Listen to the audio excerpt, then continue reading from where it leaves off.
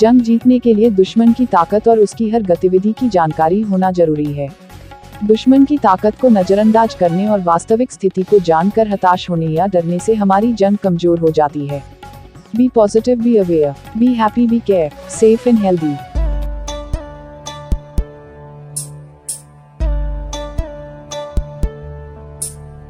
हम गया संसार सारा, हो रहा ओझल किनारा, सांस डर कर ले रहे हैं, विष घुला है हर नजारा, किंतु हम खुद को पुनः सुकरात कर लेंगे, फिर नई शुरुआत कर लेंगे, फिर नई शुरुआत कर लेंगे।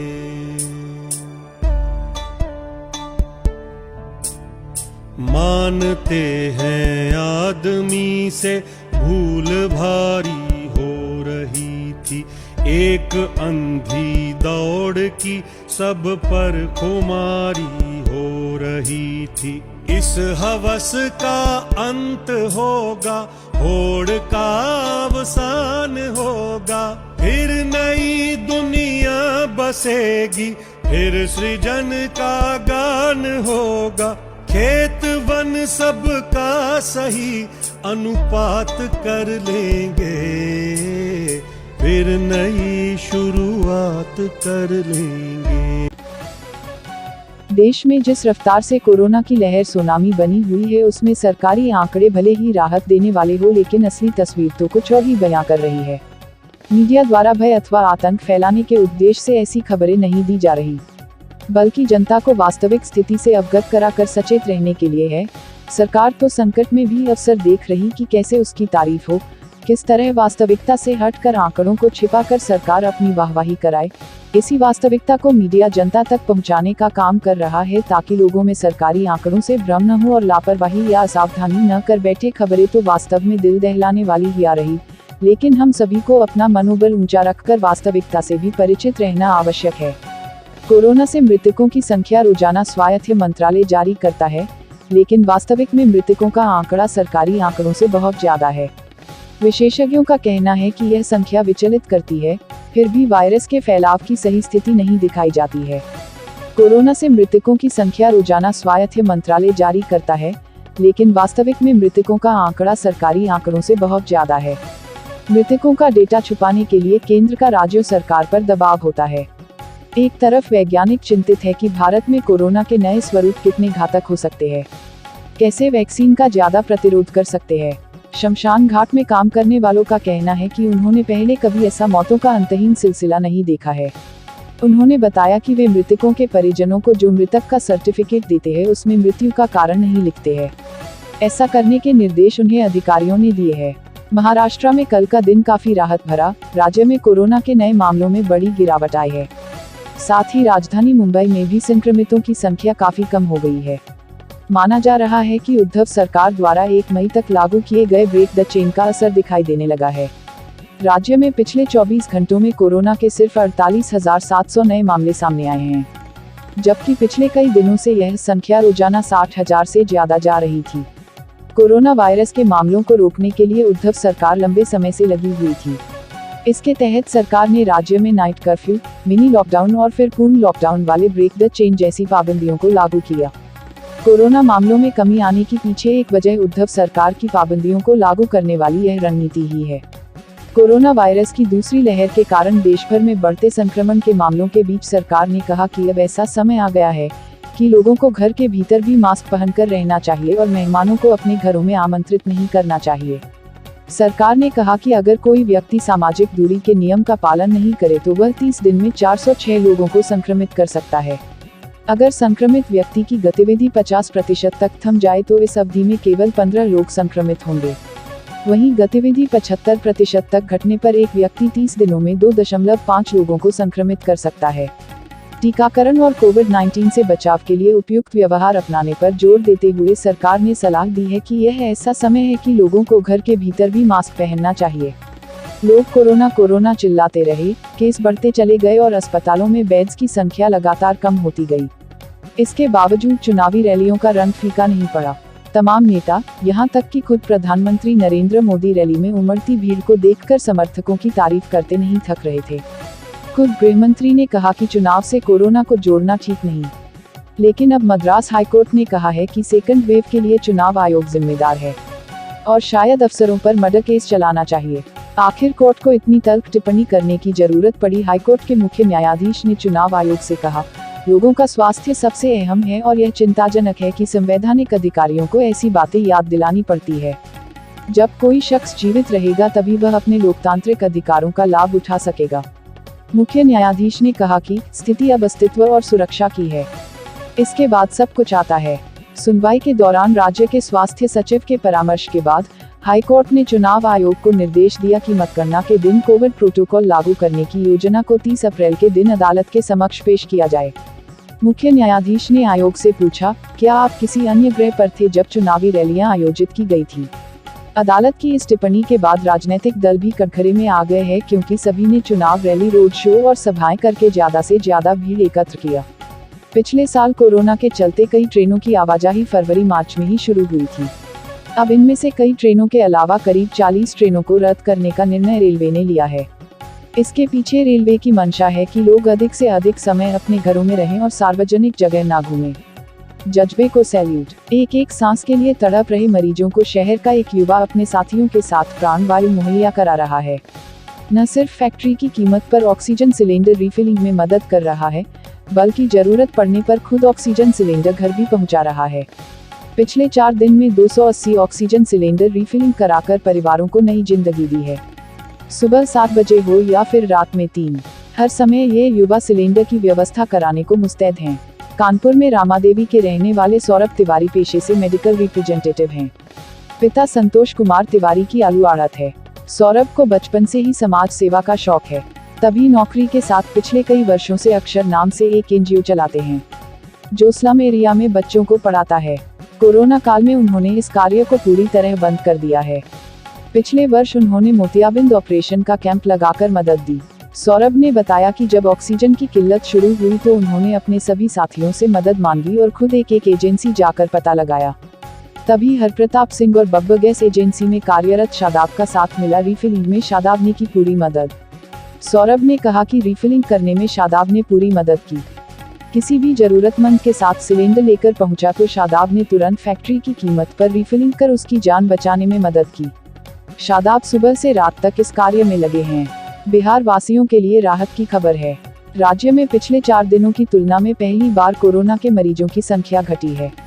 लगातार कोरोना से बिगड़ते हालात के बीच पिछले 24 घंटे में कोरोना मरीजों में कमी देखी गई है और राज्य में 11,801 पॉजिटिव मरीज मिले हैं, जो कि पिछले 4 दिनों की तुलना में सबसे राहत भरा आंकड़ा है। हालांकि राज्य में एक्टिव मरीजों की संख्या बढ़कर 89,660 पहुंच गई है। पिछले 24 घंटे में सबसे ज्यादा मरीज पटना जिले में मिले हैं, जहां 24 घंटे में 2,720 लोगों में पॉजिटिव की पुष्टि हुई है।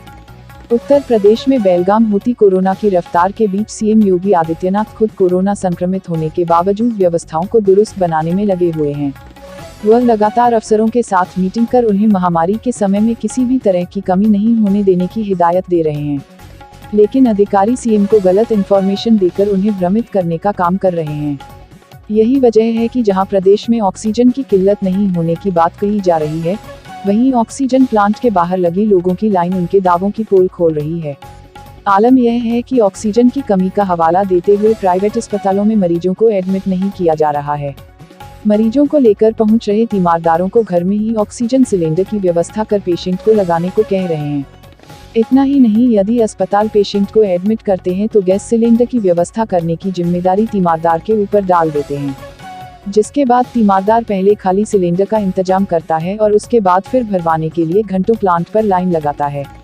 इस दौरान तपती धूप में खड़ा तीमारदार कभी पुलिस वालों की तो कभी प्लांट संचालक की दुत्कार सुनता है। कोरोना वायरस संक्रमण के बढ़ते मामलों को ध्यान में रखकर बिहार में छोटे स्तर के लॉकडाउन की संभावना को देखा जा रहा है। इस पर विचार करने के लिए आज उच्च स्तरीय बैठक होगी। इसके पहले मुख्यमंत्री नीतीश कुमार ने कल खुद शाम को राजधानी पटना के कई भीड़भाड़ वाले इलाकों का खुद जायजा लिया। मुख्यमंत्री के स्तर पर हुई इस कवायद को भी लॉकडाउन के संदर्भ में देखा जा रहा है। उच्च स्तर पर लॉकडाउन को लेकर सहमति की चर्चा। सूत्र बताते हैं कि बिहार में वीकेंड लॉकडाउन को लेकर उच्च स्तर पर सहमति बन गई है।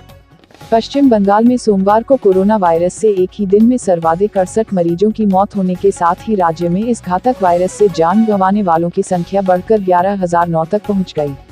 बंगाल में संक्रमण के 15,992 नए मामले सामने आने के बाद राज्य में अब तक संक्रमित पाए गए लोगों की संख्या बढ़कर 7,59,942 तक पहुंच गई। पश्चिम बंगाल में उपचाराधीन मरीजों की संख्या बढ़कर 94,949 हो गई है।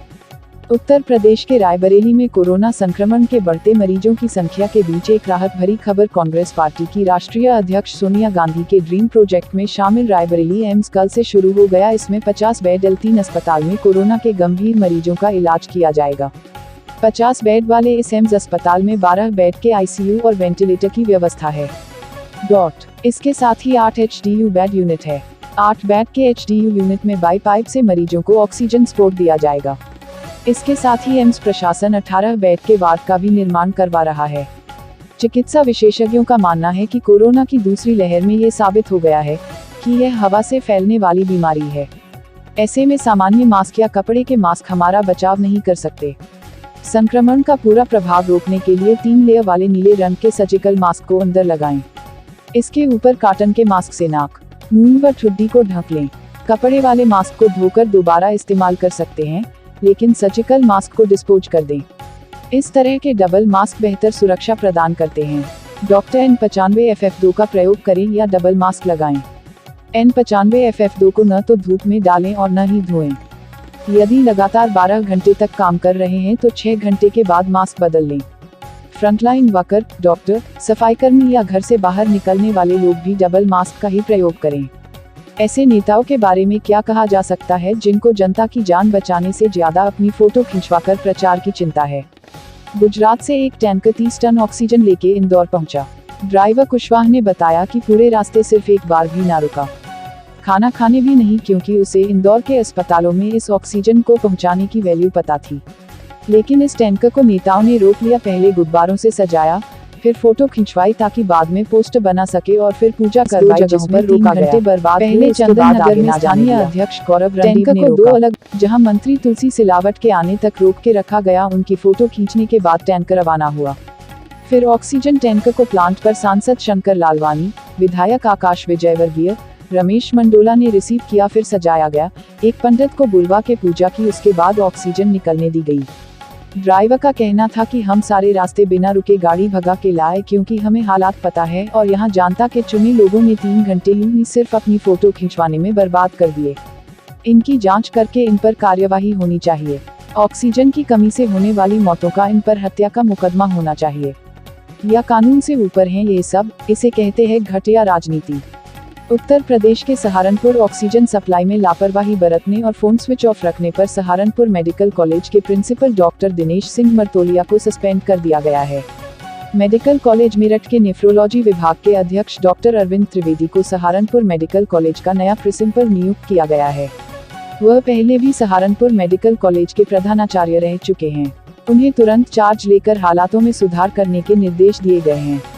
पूर्व प्रधानमंत्री स्वर्गीय अटल बिहारी वाजपेयी की भतीजी और कांग्रेस नेता करुणा शुक्ला का देर रात निधन हो गया। कोरोना संक्रमण के कारण वे रायपुर के एक निजी अस्पताल में भर्ती थी। यहीं देर रात 12:40 पर उनका निधन हुआ। उनका अंतिम संस्कार आज बलौदाबाजार में किया जाएगा। करुणा शुक्ला वर्तमान में समाज कल्याण बोर्ड की अध्यक्ष थी।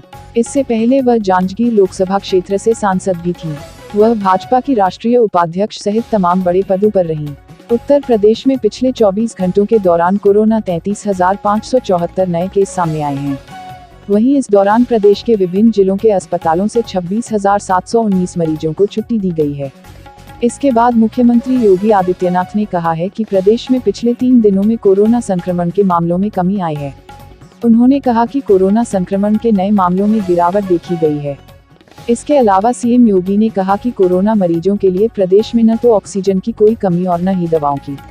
राज्य में कोरोना संक्रमितों के लिए जीवन रक्षक दवाओं का अभाव नहीं है।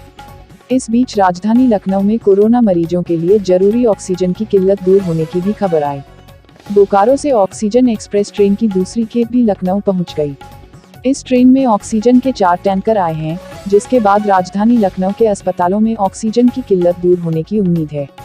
उत्तर प्रदेश के गाजियाबाद के जिलाधिकारी अजय शंकर पांडेय के कोरोना वायरस से संक्रमित पाए जाने के एक दिन बाद जिले के मुख्य चिकित्सा अधिकारी और पुलिस प्रमुख समेत करीब 50 अफसरों के कोविड-19 से संक्रमित होने की पुष्टि हुई है। थाईलैंड के प्रधानमंत्री जनरल प्रयुक्त चान-ओ-चा पर सोमवार को मास्क नहीं पहनने पर 6000 बाट का जुर्माना लगाया गया। भारतीय करेंसी के हिसाब से ये रकम 14,270 रुपये होती है। भारत की तरह थाईलैंड भी कोरोना वायरस से बुरी तरह जूझ रहा है। अंडरवर्ल्ड डॉन राजेंद्र निकलजे उर्फ छोटा राजन कोरोना वायरस से संक्रमित हो गया है और उसे दिल्ली के अखिल भारतीय आयुर्विज्ञान संस्थान में भर्ती कराया गया है। यह जानकारी तिहाड़ जेल के अधिकारियों ने सोमवार को यहां एक सत्र अदालत को दी। इंडियन प्रीमियर लीग के 14वें सीजन में आज शाम 22वां मुकाबला रॉयल चैलेंजर्स बेंगलुरु और दिल्ली कैपिटल्स के बीच खेला जाएगा। दोनों ही टीम ने इस सीजन में अब तक काफी अच्छा खेल दिखाया है। अब तक 5 में से 4 जीत हासिल करने वाली दिल्ली और बेंगलुरु आज शाम 7:30 पर अहमदाबाद के नरेंद्र मोदी स्टेडियम में खेलने उतरेगी। गेंदबाजों के शानदार प्रदर्शन के कप्तान यून मोगन की कप्तानी पारी के दम पर कोलकाता नाइट राइडर्स ने पंजाब किंग्स को 5 विकेट से शिकस्त देकर IPL 14 में कल अपनी हार का क्रम तोड़ा। इससे पहले उसे लगातार 4 मैचों में हार मिली थी। ताज़ा समाचारों से अपडेट रहने के लिए YouTube चैनल को सब्सक्राइब कीजिए।